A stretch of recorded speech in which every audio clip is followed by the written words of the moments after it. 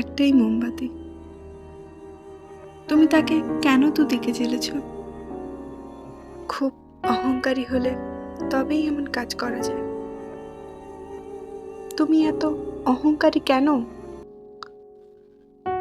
চোখে চোখ রাখতে গেলে অন্যদিকে চেয়ে থাকো, হাতে হাত রাখতে গেলে ঠেলে দাও, হাতের আমলকি মালা হঠাৎ টান মেরে তুমি ফেলে দাও, অথচ তারপর এত শান্ত স্বরে কথা বলো যেন কিছুই হয়নি, যেন যা কিছু যেমন ছিল ঠিক তেমনই আছে।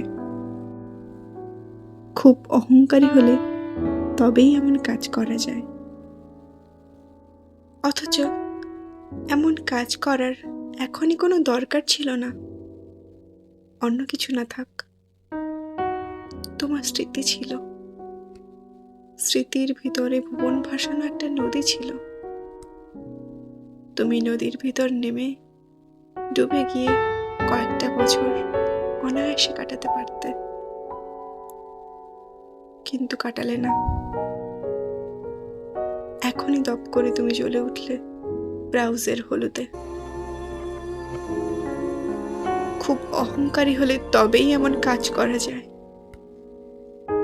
তুমি এত অহংকারী কেন? একটি মোমবাতি, তবু অহংকারে তাকে তুমি দুদিকে জ্বেলেছ।